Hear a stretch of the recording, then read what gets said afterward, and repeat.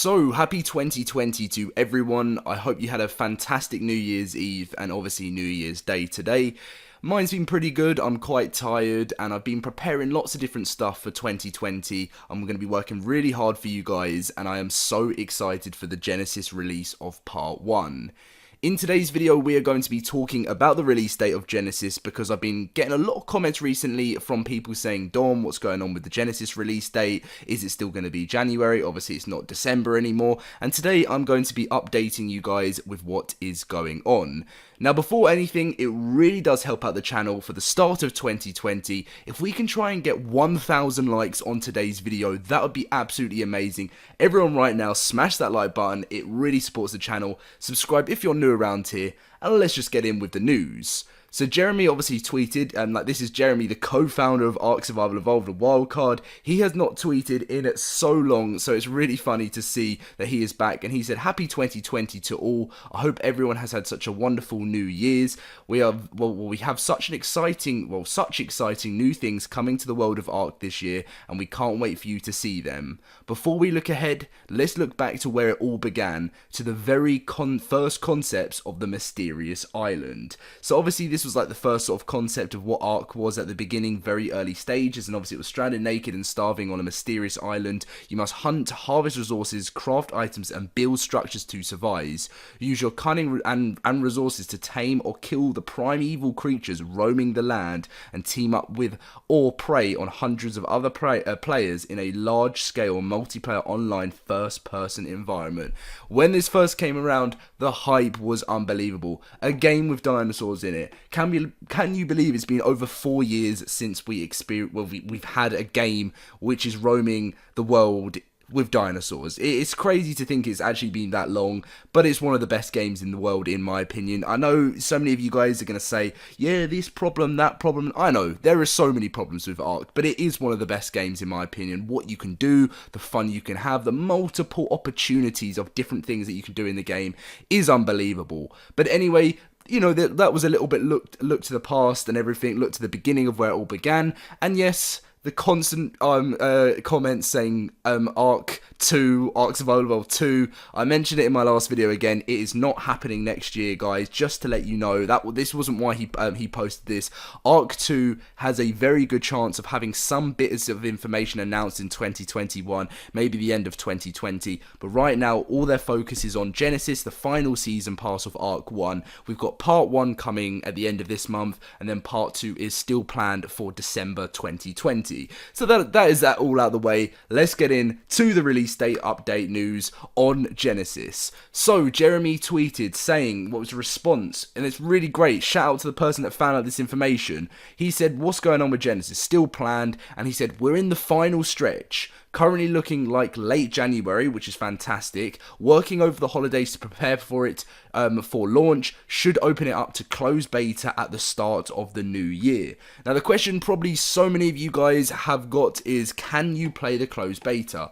I have no idea right now. I don't know whether it's going to be open to YouTubers. Obviously, if I'm allowed to show you guys, that would be fantastic. But most likely, it will just be to the actual workers, obviously the people, the staff at Wildcard, because they've never done it before. They've never given YouTubers like an early closed beta of it, and I doubt Wildcard are going to be doing that for Genesis just to answer those questions. But if there is a chance we get we can actually play it and on a closed beta, then that will be obviously any time in the next few days, but most likely it's already open right now and the players, the actual staff at Wildcard are doing it.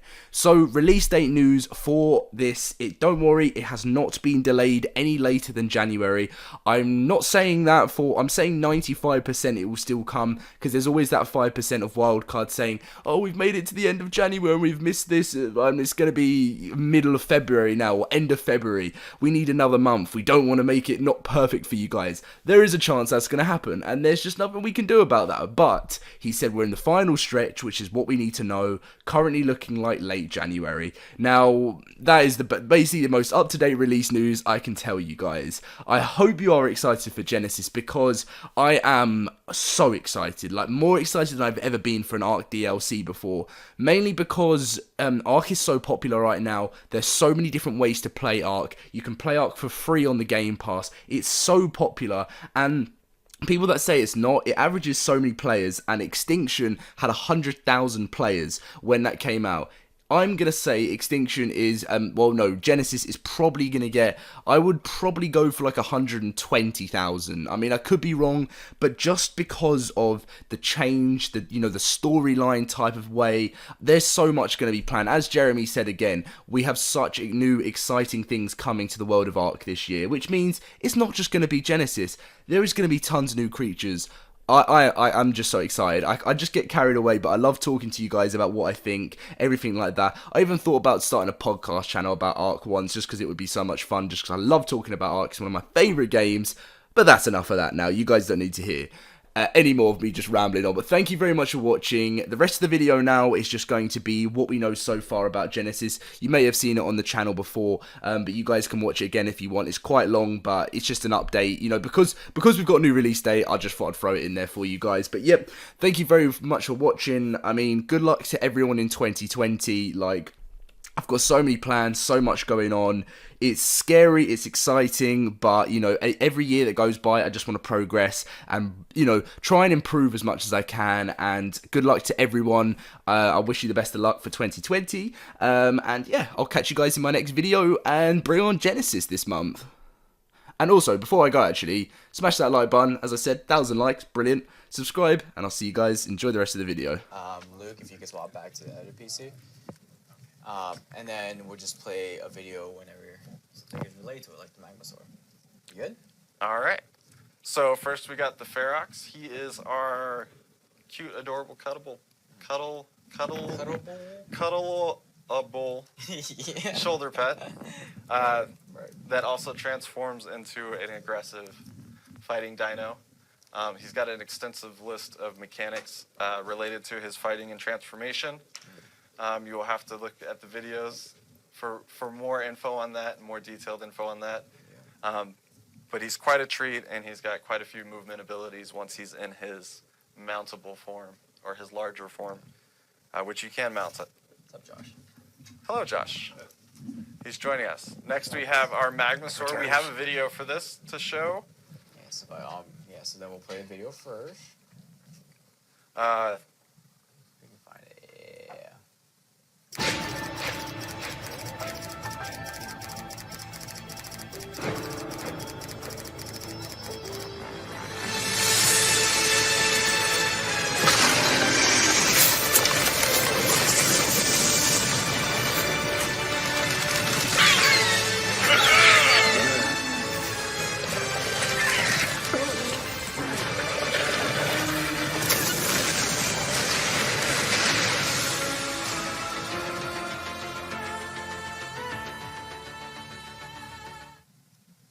Oh, that was beautiful. Mm-hmm. That was amazing. So that was our Magmasaur. He is the epitome of a fire lizard. Mm-hmm. Shoots fire, spits out fiery balls. Is a tank. Definitely a tank. Creates fire, lives in fire, swims in fire, doesn't like water. Doesn't like. He's pretty much all fire. Yeah. And that is our Magmasaur.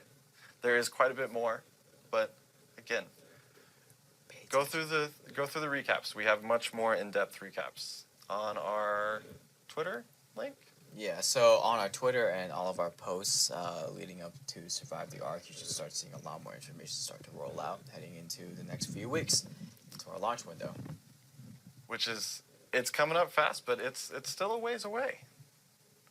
And next we have our ocean platforms.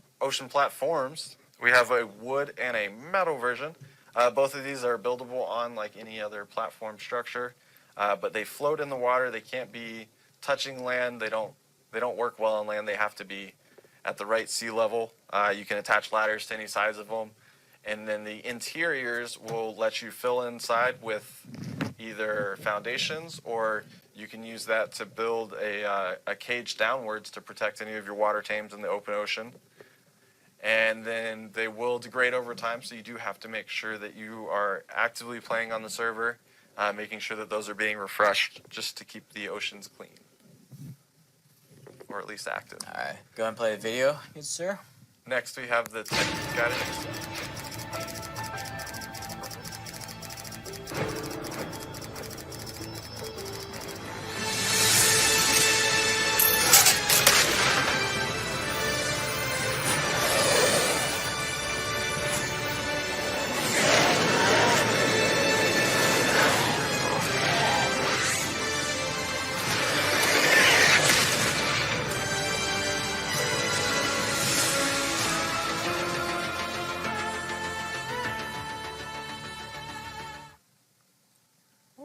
And our tech remote guided missile, this thing is fantastic.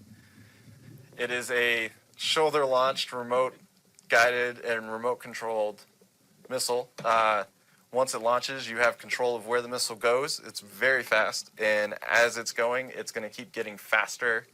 But it does quite a bit of damage, and once you learn how to aim it and pre-plan your path so that you can hit your target the way that you intend to, it's quite rewarding, and you can leave a message on the missile and for the players that get hit by it, while also painting it. So you can add your own little unique flair to each one.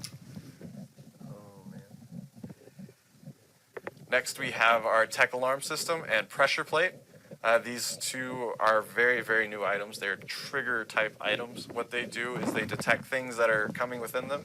For the pressure plate, it's anything that steps on them. For the tech alarm system, it's anything that comes within a set range. You can change that range by size, by shape, length, height, width, or just radius. And what you can do is you can decide, you can set configurations on whether a enemy dino or a player or an enemy player or a friendly player, any number of those settings. There's quite a few. It's hard to name them all. Any number of those settings can either activate, deactivate, or toggle whatever, anything that is attached to the pin code that you send as an activation code. So essentially, these are just triggering devices. You can set a scenario for what will happen and what will activate and what they will activate and how they'll activate it. So you can set up traps with these. You can set up cages that automatically close as soon as a wild dino gets in or as soon as a player gets in. You can trap your friends if you really want to. There's quite a few things you can do with this. And then for the tech alarm system, it just gets bigger because you can detect even more things. And the tech pressure plate is just anything that walks on it. And then they'll be able to, trigger anything within a range that you can also configure the size and shape of for both of these. So these are going to be really exciting things just to see what kind of systems people can set up with these simple mechanics. Because there's a whole lot you can actually do with that. I'm looking forward to see what the modders do with that. That's going to be amazing. They're definitely going to run off to the races with it. But our player base alone, just with this, with an activation, deactivation, and toggle alone, is huge. There's already a lot that could be done with that just with the standard mechanics. And then next we have our tech jump pad, which is just a jump pad. You can choose where it's facing, where that pad is directed towards, and then the angle that it is directed at.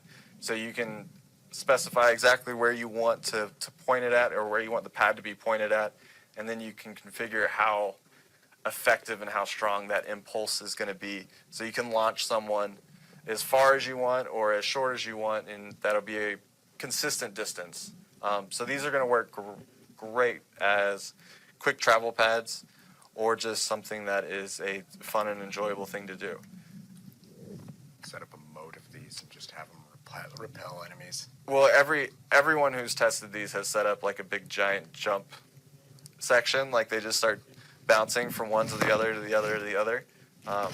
It's always a fun first thing to do, but there's quite a bit more that can be done with them. And then next we have our fishing net. This is one of our primitive items. I did see a lot of There's a video for it first. Oh, awesome. We got a video. Let's do that real quick.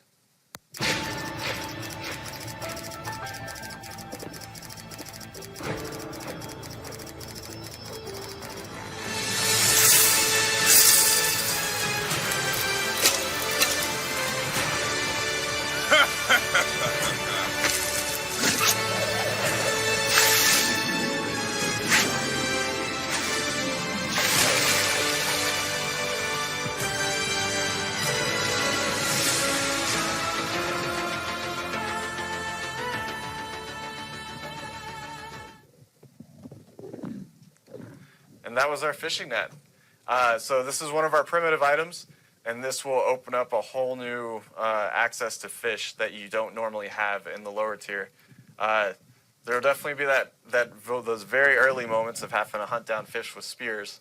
But once you get past that really early stage and start working into building a base, at least a thatch, you'll be able to get this fishing net, which will help you be able to catch fish pretty much at an instant's notice, as long as you can see them, and as many as you can get within that net, you'll pull in, and then it'll harvest the fish, and then you'll have a rare chance of getting a rare resource.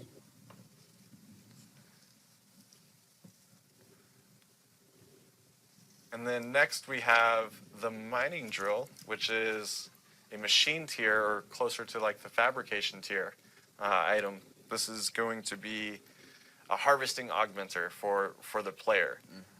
This is something that will let you harvest anything that you want to harvest at much better rates than you would normally with any normal harvesting tools that a player has access to. It's not going to be specifically better than any harvest specialized dino. Like Therizino is always going to be the master of thatch, and many other things because he's the Therizino. But ankylosaurs are always going to be the greatest metal gatherers, especially if you're spending the time in breeding them. And when you're still working up to that point, this is going to be your go-to weapon. Or whenever you're just working in a more solo fashion, or you're in a much more defined living space, you're trying to stay under the radar. These are tools that will really help you get through those grinds and still get a lot of resources without having a huge exposure of a whole dino pen and everything else. And it is also run off gasoline, which is fantastic because it's very easy to make. It will overheat if you use it for extended periods, so you do have to let it rest every now and then to cool down. Video time. Video time!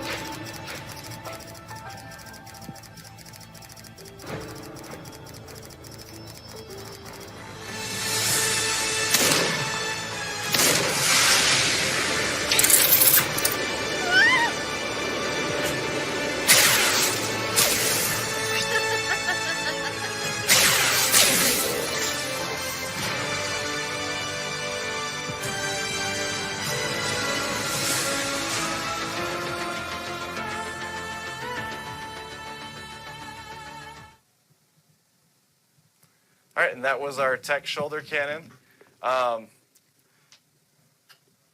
It's hard. It's a sentry gun attached to your shoulder that's amazing. It's going to be your best friend. It has 3 modes of fire. Each mode has its upsides and its downsides. Its pros and its cons, and what it's good for. There's a rapid fire that fires. Has a much higher rate of fire. But it is a slightly slower projectile, so things at a distance or small things are a little bit harder for this to hit and keep up with. And then it has the standard fire, which is just a standard projectile, still avoidable, and still searches around the player. And then it has the sniper fire, or the charged fire, and that will take a little bit more time, a much slower rate of fire, but it is a much faster projectile and much more capable projectile. I think the computer just... Oh my god. We're at 85,000. 85,000? Oh my gosh. It was you know what it was? It was the Lunar Biome. It did it. The Lunar Biome has taken us over that next hump immediately. Fantastic Oh my God. job, everyone. Or just our amazing community coming in clutch. Orion. Yeah. All right, so tech shoulder cannon, back to that. Overcharge mode. And as far as settings go, it works very similar to a turret. You can choose what it will attack, how it will attack, and what range it should reach out to attack, what your safe zone is. And then it runs off of element, and it doesn't require any specific armor to actually attach it to. These are very scary for PvP, I'm sure. But they are dodgeable. All the projectiles are going to be reasonably handleable, at least if you're staying at a distance. If someone gets right up on you with one of these, it's going to be very, very, very hard to avoid getting hit by it. And they're going to get that extra damage, that extra boost of consistent damage to you. But as long as you're moving and keeping a distance, they should be much more manageable. So that's something to keep in mind whenever you start seeing these in the game. But they are quite fun. They are very good for dinosaurs. Did you add? Yeah, I know. Next is Me our and Jesse's son. next is our Bloodstalker. If we want to do the video for that, this one is fantastic. And I don't mean to interrupt you guys. Oh, now we're ready. Hold on. Okay. Hold on, let me say this real quick. Sorry. Thank you, Jesse, for the $5,000 donation, putting us up to $85,395. 85,000 right there. Oh, wait. Yeah, you're right. Are we doing giveaways? Not yet. We're still working through the Here, recap. you take over for me. Giveaways? Let's start the video.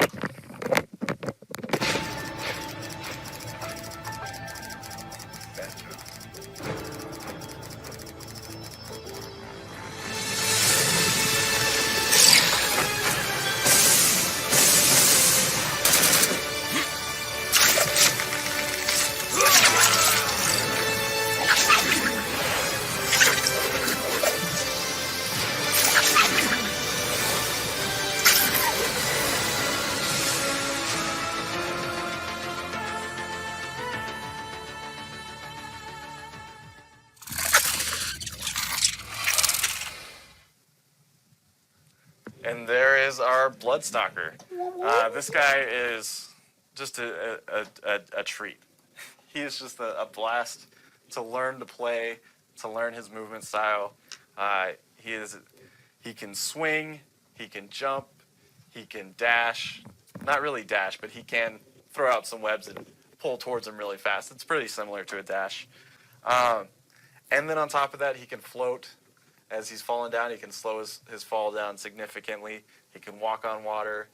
He can pull things in with his web, as long as they're small enough at least.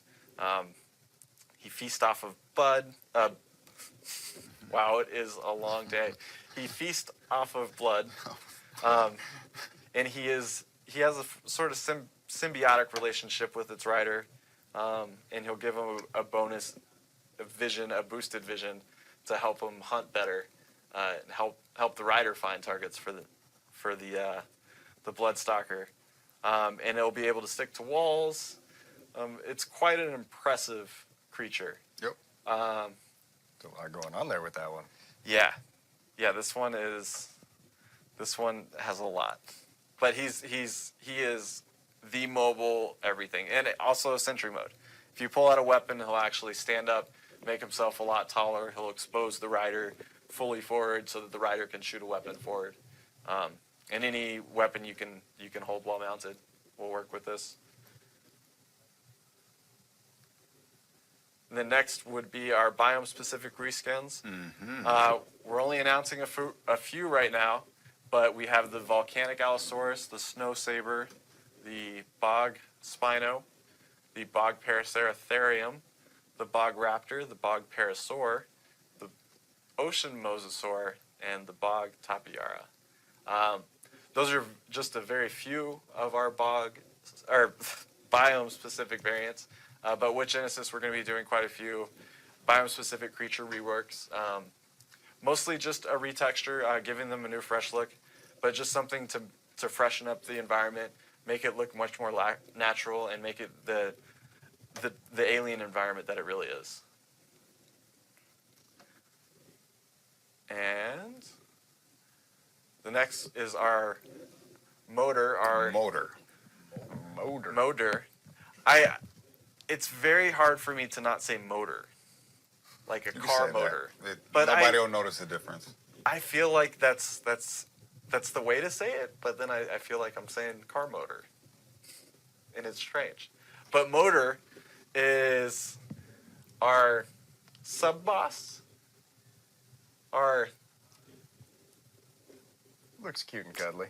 Yeah, not very cute and cuddly. She is a massive, massive eel. She hides out in a cave. She's got lots of little babies that you'll have to fight to get to her. There's a lot of electricity going on with these eels, a lot of projectiles flying around, very dangerous type projectiles. It's an exciting fight, and it's our first truly underwater boss fight. There's a lot of cool things going on with it, a lot of setup and spin. I don't want to spoil too much because it really is it's a visually stunning fight. The visuals on this already, you can see just that mouth alone is just, the way that it opens up is iconic. But there's a lot of great colors going on. There's a lot of great lights, and we're playing with a lot of that really well. It's exciting. It'll be a very, very fun fight. Or at least that's what we're shooting for. It'll be fun. Challenging, I'm looking forward for to it. sure. And then next,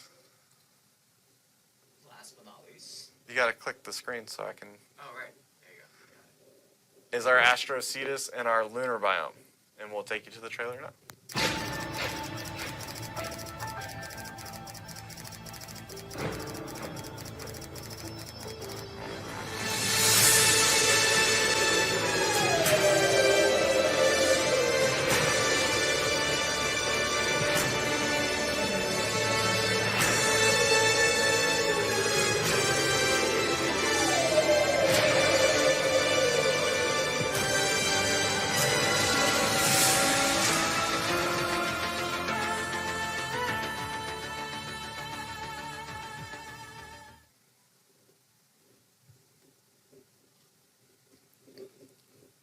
And that was our Astrocetus and a sneak peek of our Lunar Biome, which is stunning. Yes. As so is that our was bog like biome that we fun. got. We got some shots of, but you couldn't see a whole lot. No, you couldn't. You'll That get might a have been better idea of it. intentional from the camera's perspective, but I'm sure. oh, it's beautiful. It is. It's That's beautiful. One of the few areas that I spent quite a bit of time in, and it's breathtaking, for sure. I'm sure you've got a lot of things that you're planning on bringing out and rolling out to the community in the following months. Yep, there'll be a lot of stuff we'll be talking about leading up to this and leading up to other things that will happen next year. Yeah, I'll have a lot of conversation that I'll be having with the community, getting feedback on various points, on various things, because there's a lot of things happening. We want to make sure we take that feedback in and we're accounting for it.